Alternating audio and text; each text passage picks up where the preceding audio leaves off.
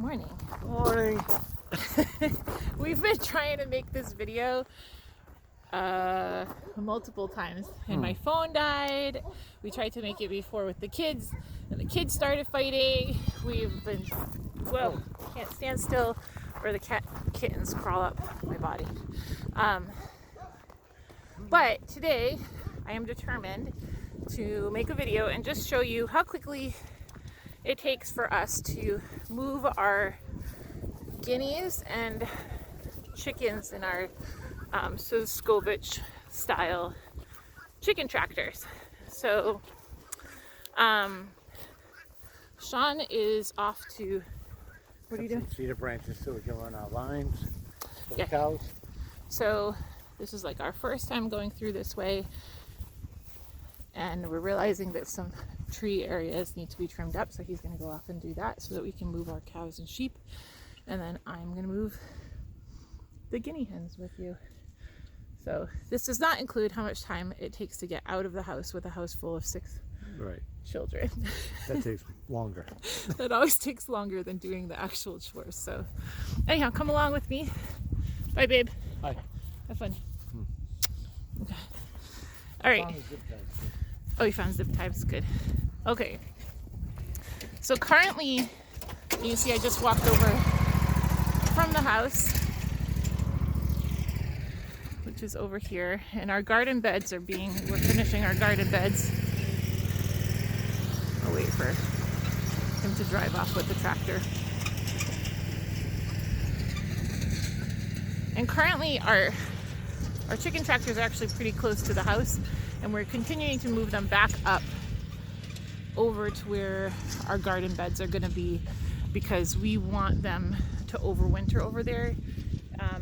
Part of the reason we want to have them in the field with us and with the cows and the sheep and everything is because they do a really great job of spreading the manure, but they also do a really good job of eating any like fly larvae that ends up in the manure. And so what that does is it keeps the fly cycle down. They get extra food and protein from it, but they actually keep down the fly pressure on the livestock. So that's one of the reasons they're out here, but it's winter, so we don't really need them for that as much.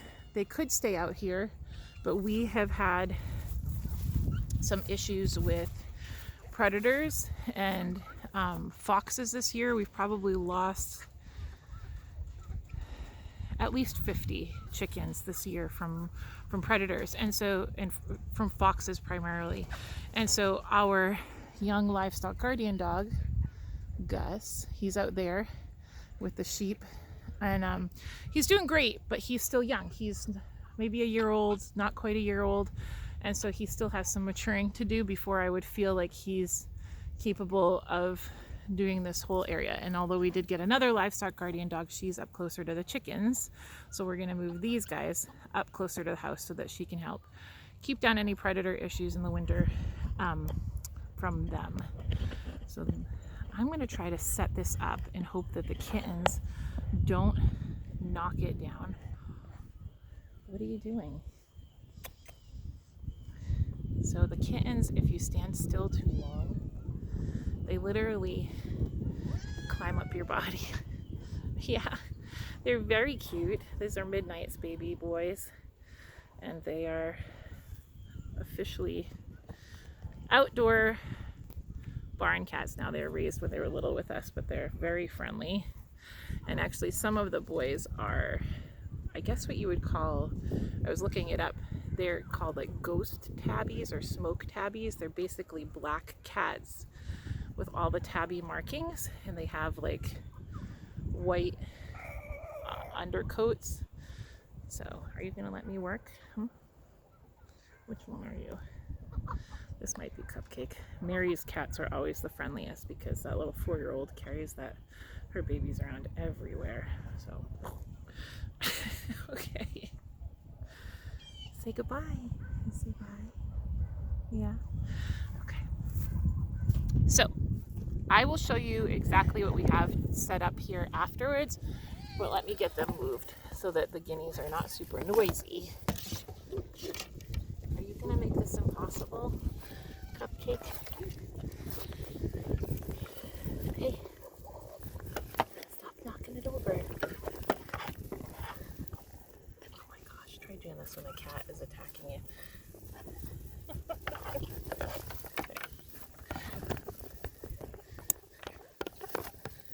I promise they've been fed. The kittens are crazy. So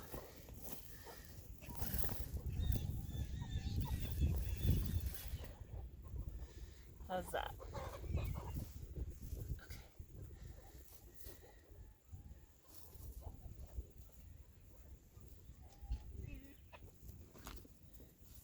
So the first thing I do is I take my fermented grain that we have out here.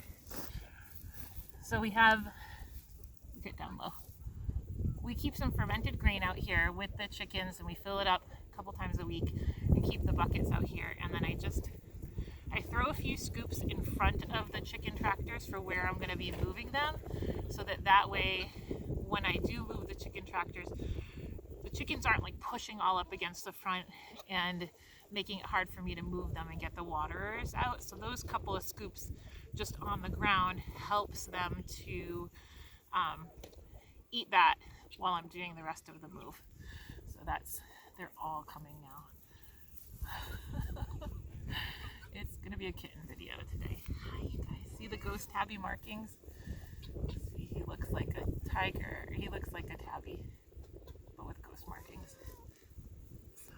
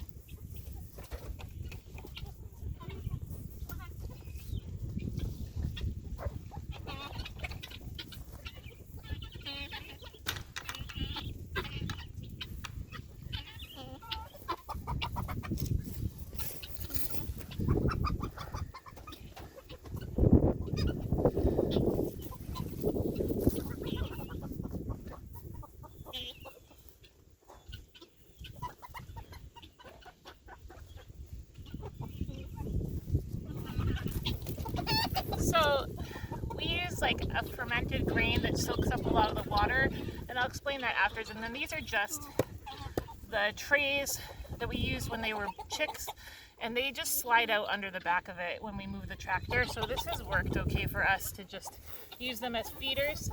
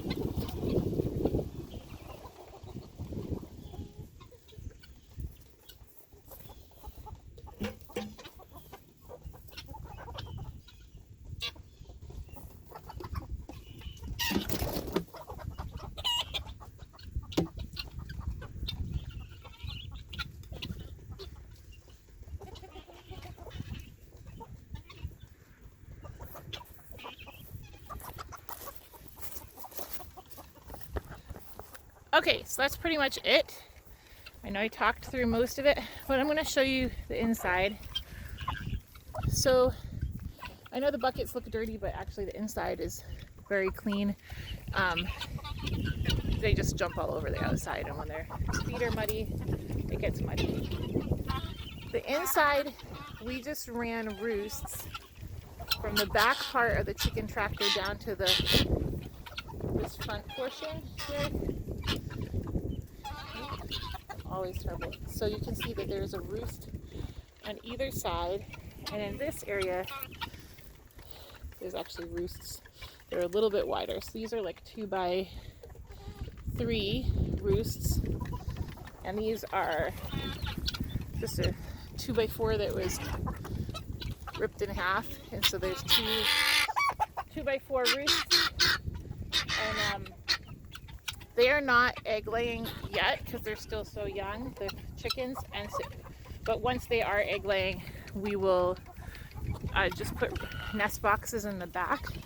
So if you look in the back here, let me see, we probably should still stay inside.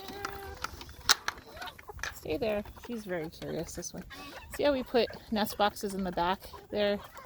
Oh, those are just like tubs that I got from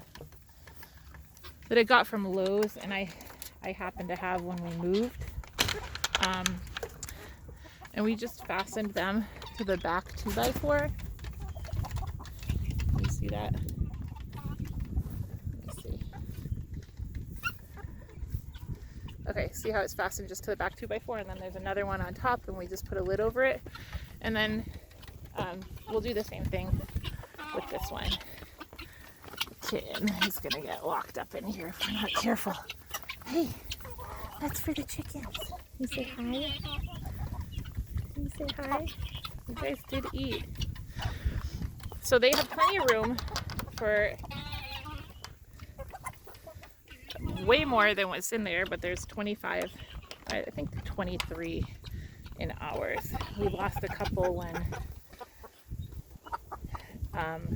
they stuck their head out the back, and there ended up being an issue. I'll show you the back. So a lot of times we'll take the wheels off, and then we just leave them with the chicken tractor. You could make do with one set of wheels. It's just kind of a pain in the neck. So I do recommend, if you're going to use multiple chicken tractors over time, just invest in wheels for each of them. You don't have to, but it makes it easier. And then you can see where they've been. So this is the area where they've been. They're on these areas for one day each, and then we move them forward. So this is all the area that they have been. And once they get to the front of the netting, we just move the netting forward and just keep moving the chickens within there. So that's really protected them. They've done well in that setup. The chicken tractors have held up well. We've had some pretty bad storms. I do have one of the tarps that got ripped that we have to repair. And just for us, what we do is we bring out some of the water buckets and we leave them here. If it was warmer weather, we could bring a hose and not have to worry about freezing, but it's kind of just always right around that freezing temps at night, so we're not leaving the hoses out here. And then we fill up, like we're gonna have to refill for tomorrow. We fill a few buckets of fermented grain. So what we do when we do the fermented grain, we get organic non-GMO feed from a local grain place, and it does tend to be a little powdery, like dusty. And so in order to not waste any of that and to make it more easily digestible to the birds and make it cheaper, we fill up these buckets to about the handle. That's about halfway. And then my husband has like a big scoop that he puts like 3 big scoops of grain in the bucket, and then we can fill up multiple buckets at a time and fill them up for a few days ahead of time. And the water will, the grain will absorb all the water, and by the next day it's like full to the top. And so one of these buckets lasts almost 2 days. So if I did like 3 of these buckets, it would easily last 2 of these buckets would last 3 days for 50 hens and guinea hens. So that's been working really well for us. They're healthy, they've been doing really good. I don't know what the ratio exactly is for that, but that has definitely made our feed last a lot longer. So we do the same thing. We fill up the fermented grain here. We have chickens, older laying chickens that are closer to the house. We keep fermented grain filled up for them, and then for our chicks we do the same thing, and it makes it last a lot longer.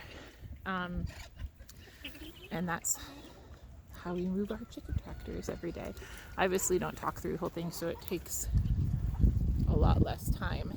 And I've been meaning to make different like feeders for inside them. I do like those half PVC hanging feeders, but I'm tall, and so getting in there and walking to the back and everything, I don't mind getting the waterers, but whatever I don't have to walk in there and step on stuff is great.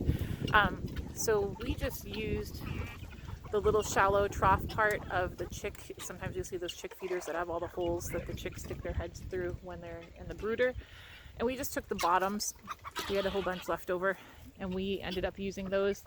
And we noticed when we pull the chicken tractor forward, they just go underneath the back end because they're so, they're not very tall. So they slide out the back, and we just grab them from the back end and refill them for the next day. And that's worked fine for us. You can stack them up and they're easy to store and they're easy for the kids to handle. It's not like a big feeding container. And we just put one on this side, and then we put one on this side, and then we put the water in the middle, so when we pull everything forward it just all goes out the back. And then I put more feed obviously in the beginning when I throw it on the ground, that they get that as well. And that's been working well for us. So that's it. I hope you enjoyed that, and like, subscribe, and share. I'll be showing you more videos soon. And welcome to Full On Family Farm.